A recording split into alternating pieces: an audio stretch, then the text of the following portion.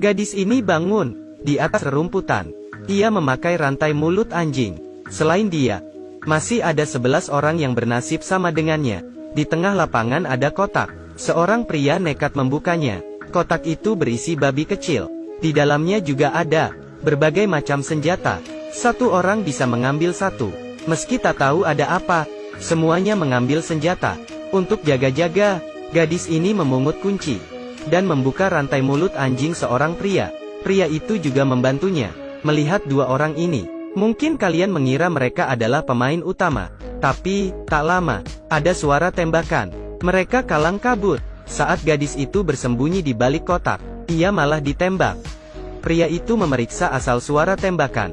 Ternyata ada pria gila yang memegang 2 senapan. Ia berlari sambil menembak, tapi ia juga ditembak. Pria gila itu pun mati. Pria ini kebingungan dan berlari sekuat tenaga. Tapi, baru beberapa langkah, ia menginjak ranjau darat. Ia pun menjadi butiran debu. Tampaknya, mereka bukan pemain utama. Setelah asap pudar, beberapa orang selamat berlari ke tepian.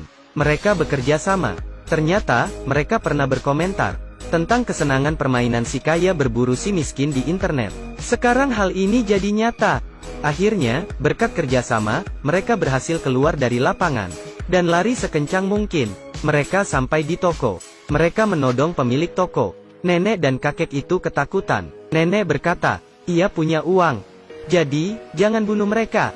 Ketua geng yang marah minta telepon dan lapor polisi. Tapi, polisi ditelepon. Tidak peduli. Seperti mempermainkan mereka. Seorang wanita mencuri makanan di sana, dan keracunan. Ada yang salah. Saat menoleh, nenek telah memakai masker, dan melempar gas beracun. Sementara kakek menembak ketua geng. Mereka bertiga tewas. Pemilik toko segera membersihkan TKP, sambil menunggu buruan berikutnya. Saat itu, seorang gadis aneh masuk. Ia tak membawa senjata. Bahkan, ia tampak ngantuk. Ia mau beli rokok, dan bertanya ke nenek, apa nama tempat ini?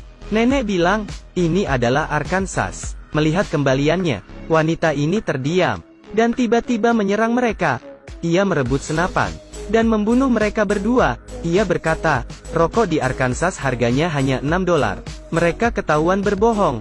Setelah menunggu 30 menit, akhirnya lakon film muncul. Crystal melepas jaketnya. Ternyata ia sangat berotot. Saat mau pergi, naik mobil, ia melihat ada bom di mobilnya. Kalau ia buka pintu, maka mobil akan meledak. Crystal bersembunyi dan mengintai pelakunya. Pemburu tak mendapat sinyal dari pemilik toko, dan mengirim drone untuk memeriksa. Tiba-tiba, drone itu ditembak. Ada orang lain di situ. Seorang pria gendut muncul. Gara-gara dia, mereka pasti akan dikejar. Crystal mengingatkannya, kalau di mobil ada bom. Si gendut percaya padanya, dan bekerja sama dengannya. Setelah berkenalan, mereka berdua lari, dengan mengikuti rel kereta. Saat itu, ada kereta lewat. Crystal menarik si gendut ke atas. Di sana mereka bertemu dengan imigran gelap. Si gendut tidak percaya, dan mengira mereka bersandiwara. Ia mulai memprovokasi mereka. Saat si gendut mau menembak, kereta berhenti. Ada pemeriksaan. Tentara mengusir mereka. Si gendut lapor ke tentara, kalau imigran gelap tersebut hanyalah kedok. Tapi, tentara tak menghiraukannya. Ketua imigran mulai menyindir si gendut. Mereka semua betul-betul imigran. Hanya aku aktornya. Pemeriksaan itu hanya kebetulan. Ketua imigran mengomporinya. Aku berjanji setelah pemeriksaan ini, aku akan melepasmu sebentar. Mendengarnya, si gendut berang. Ia mendorong ketua imigran, dan memasukkan granat ke celananya. Mereka tewas. Crystal dikirim ke kamp pengungsi. Ia bertemu dengan Don yang senasib dengannya. Mereka dijemput petugas dubes Amerika. Mendengar mereka diburu, petugas itu tidak kaget. Ia malah menanyai mereka, apa kejahatan yang mereka lakukan, sehingga dijadikan buruan. Crystal merasa ada yang salah, lalu menendang pria itu keluar, dan menggilas kepalanya. Ternyata, di bagasi mobil ada mayat si gendut dan peta. Peta itu merupakan sarang pemburu. Sekarang, mereka punya dua pilihan, kabur dengan mobil, atau masuk ke sarang pemburu. Crystal ingin ke sarang, tapi Don ingin kabur. Crystal bercerita tentang dongeng lomba lari kura-kura dan kelinci. Karena sombong, kelinci kalah. Sementara kura-kura pulang memberitahu teman-temannya bagaimana cara ia menang, yaitu dengan maju pantang mundur. Lalu, kelinci masuk ke sarang kura-kura, dan membunuh mereka, lalu menyantapnya. Lagi pula, kelinci akan selalu menang.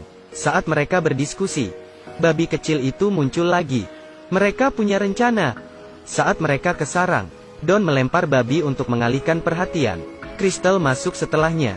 Musuh berjatuhan. Pria kekar ini adalah tentara, yang bertugas melindungi pemburu. Tapi, Crystal berhasil menembaknya. Saat itu, ada suara wanita di radio. Don, apa kamu sudah membunuh Crystal? Maksudnya, apa Don juga anggota pemburu? Demi melindungi diri, Crystal menembak Don. Ia tidak lari dan mencari asal suara itu. Tentara itu akhirnya memberitahunya lokasi Athena, si pemburu. Ternyata, Crystal mantan veteran Afghanistan. Sekarang, ia bekerja di penyewaan mobil.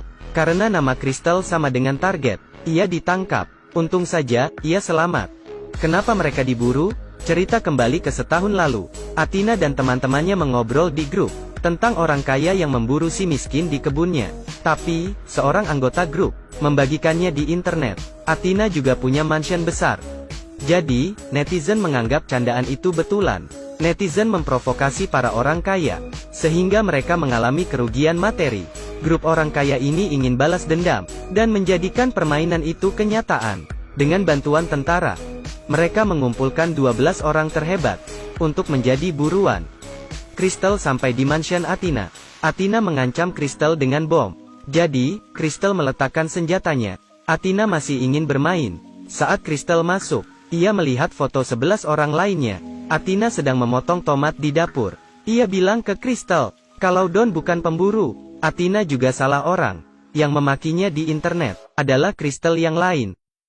Pertarungan segera dimulai.